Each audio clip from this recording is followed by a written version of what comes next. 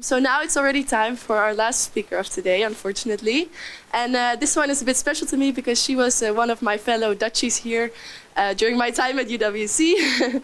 And from first-hand experiences have inspired her to give a voice to children living in shelters and to improve the healthcare system within these. And for her efforts and achievements, she was actually nominated as the first Dutch person for the International Children Peace Prize. So let's welcome Fahima Elmi.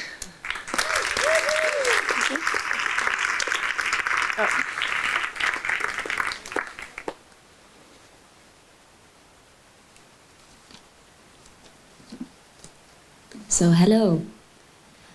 Before I start, I would just like to say that I already feel so inspired by all the people that I've seen and heard today. And I feel so grateful to be in this space with all you powerful people. So thank you. I feel very privileged to tell my story. My story starts with this sentence: 30,000 children in shelters, February 4th, 2013. That little girl in the picture with the glasses on, that's me. Yeah, I was almost 12 years old, and I had spent about almost half a year in a women's shelter.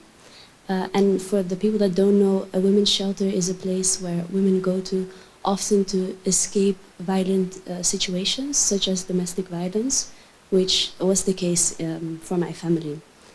And this picture is a screenshot of a video clip that was broadcasted on television. I think that Dutch people probably know it, Jeugdjournaal, a Dutch youth news channel. And I was asked to talk about my experience living in a children's shelter. Before I come back to this, I just want to say that often when I talk about in speeches or with my peers about youth participation or my passion for children's rights, I often talk about it as if one day I woke up and I thought, okay, I'm going to put in all my efforts to change the situation and experiences that children that go through similar experiences as me go through, and that I wanted to create positive change for them. But of course, I had the interests and the willingness, but I really think that on this day, something happened that really enlightened me and really ignited my passion. So the reason why I was asked was because there were a lot of shared experiences and conducted researches that talked about how the care for children in women's shelter was inadequate and how often these spaces were quite child unfriendly. So I took this opportunity to complain. So I talked about how, for example, I couldn't go outside. When we went to the women's shelter, my family, we just left on a random day when my mom saw the opportunity to get out. It was in the middle of the school year, so I had to miss school for half a year. Because of safety reasons, we also couldn't go outside. So for the first few weeks, I was kind of just stuck in that place and there was not much to do. So I complained about that. I complained about how I couldn't decorate my room, so it felt like I had slept in a hospital room for almost half a year. And then the reporter turned to me and she asked, okay, so if you could change something and we were to realize it, what would it be? What? I had to take a time to think about that. And I kind of realized at that moment that up until then, I had thought about, I mean, I could easily sum up all the things that bothered me and talked about the things that I didn't like, but I hadn't even taken a few minutes to really think about, okay, what things would I prefer, or if I could change something, how would I do that? And now standing in front of all of you as a 20-year-old, this sounds quite logical, right? Okay, you don't like something, you're gonna think of a solution. But as a young girl coming from a family of women who were told for years and years to shut up, to just take and do what they were told to, and listen to others, and that they couldn't actually be their own independent person and do their own things, this was quite an enlightening thought or idea to me. Because what was special, it wasn't special about my mother's case in my family, so it wasn't special that women in my family go through violence inside or outside of their marriages. But what was special about my family's case is that my mother took the opportunity to leave and that she actually brought positive change. So thinking of all this, of this idea and this realization then led to me joining different youth groups. And one of my main messages that I shouted out as, I think I was 13 or 14 here, I had new glasses, as you can see, was to take children seriously. Even if I stutter through my words, even if I can't speak proper Dutch or English, even if I don't exactly know what I'm talking about or what I'm saying, you should still listen to me. And what I also thought was very important to tell these adults was, okay, if you're going to listen to me, also tell me what you're going to do with what I just told you, or actually do something with it. Let's come to an understanding together, because often I would go somewhere, I would say something, and then everyone would be like, okay, cool, and then I would leave and I would not hear anything anymore. So then eventually I met other young children that had lived in women's shelters, and together we formed a group. And then what we started doing was we started interviewing more children to see, okay, are these problems that we are seeing, is there a pattern in it? And eventually we came with this poster. We came also with other things, but one of the main things that we did is we came with this poster with 10 tips and we sent it out to every director of every women's shelter in the Netherlands of how they could improve. And this eventually led me to then initiate a program called Resilience, Veerkracht in Dutch, which is now used in quite a lot of women's shelters in the Netherlands, where children, when they come in, they are seen as individual, independent clients, so they're getting their own counseling. So before that program, the way I would always kind of explain it was when I walked in, I felt like I was just the baggage of my mother. Because before, my mother would, for example, get the courses, get the counseling, get the help, and we would kind of sit outside. We would not get any help, even though a lot of these children that go through to these places, they experience a lot of traumatic things.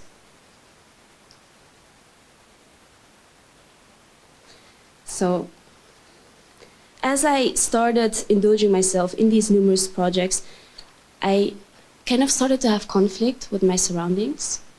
In the way that, for example, my peers would tell me, why would you rather spend time with these projects groups than hang out with us, which then caused misunderstandings and failed friendships.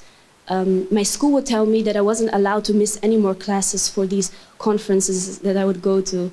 And my parent would tell me that I had to reshift my focus on what was really important. And I thought, okay, this is something I'm so passionate about. I really want to put in all my energy to do this. And everyone around me was telling me, no, no, no, you should shift your priorities. You should rethink the things you're doing.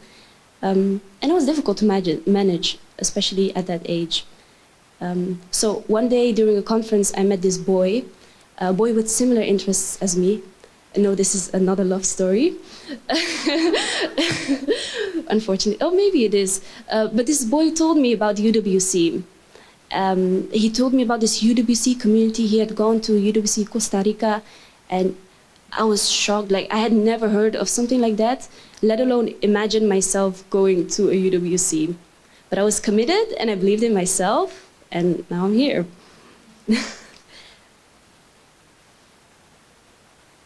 So whenever I talk about my UWC experience, there is this one particular thing that I'm really proud of. And then this picture comes in mind. You can see I have new glasses here. So I think I was about 17, 18.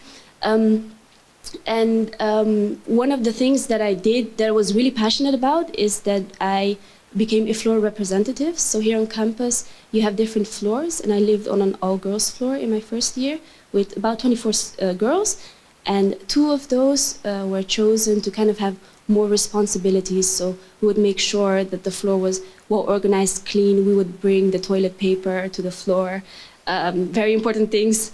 But we would always also make sure that the bond and the relationship between the students would be strengthened. And I was really committed to that. And at that time, I didn't really know exactly why. But for example, we would organize karaoke nights. We would do something during Valentine, during Christmas. We had all these random activities, but we would also take our time to acknowledge when, for example, the year group above us would have gone through a difficult time, we would applaud them and we would help each other and support each other. And I think looking back at it now, the reason why I think that was so important to me is because I wanted to create the space that I didn't have growing up for the people that I was living with then. And that's what I believe is the power of UWC. To be surrounded by adults who have often led very influential lives, who believe in you. Teachers all over the world that help you, support you, let you learn from your mistakes, teach you new tools and skills, and most importantly, give you the space to grow. And for me, this meant that instead of having to juggle between school and activism, that I could use both to strengthen both. So what I learned outside of the classroom, I used inside of the classroom, and vice versa. And one of these things that is also the second thing that is quite memorable for me, for my UWC experience, is Youth Mayors, which Youth Mayors is a global think tank, and what it does is students from different cities, they work together with their mayor to develop solutions for example, economic or social problems inside of their city. And one of the projects that I did was, together with a good friend of mine who was from Eritrea, we went to visit, we had direct contact with Eritrean families here in Maastricht. And because she was from there and she had a similar experience, she was able to communicate with them, and which made the project really effective. So we went to the families and we tried to find ways to help them with integration. And what I then learned, because I was so excited about this project and I really wanted to do everything, I really wanted to go to these people and talk to them, and then I sat there and I couldn't really speak to them at all.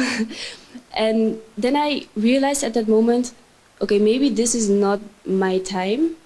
And I learned that empowerment sometimes also means to take a step back and to give others the light so they can use their power and they can use their voice. So I let her speak and I let her do the things, and I really saw that it made her flourish.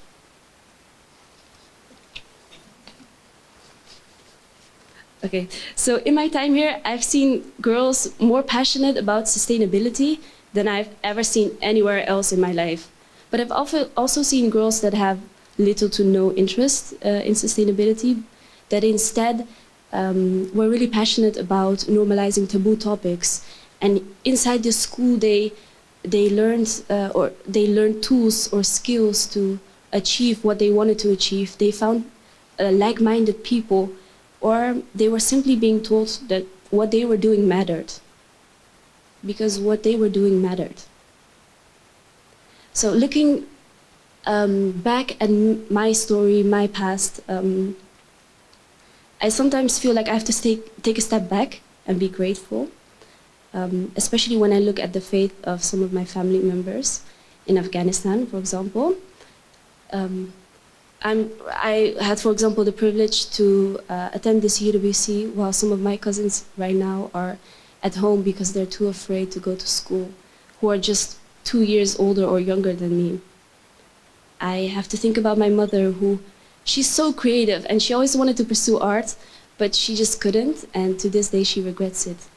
I just have to think about all these young girls with so many dreams and aspirations that really wanted to make something out of themselves, and they really could have if they had just gotten the same opportunities that I would have gotten, for example. For them, school is a way to get out, to explore the world, to find their independence. Young girls that are all able to find their power if they were just given the opportunity. So lastly, I want to say, oh, I had the same glasses in this picture. So this wasn't too far apart. I wasn't built solely on my own power. I was surrounded by people who wanted to help me, who had faith in me, who saw my potential before I even knew about my own potential. People that had knowledge, means, or the power to change my life. Sometimes we can forget the power that we hold through small individual or even structural changes, political changes. Every single person in this room is powerful. That is the message that I want to leave you by. And even if it is through speaking on a stage, if it is through raising awareness, if it is through funding the education of young girls, or even if it is to just listen to them. Just like the reporter, when I was 12 years old, she turned around to me and she asked me, if you could change something and we were able to realize it, what would it be? Let's think about that.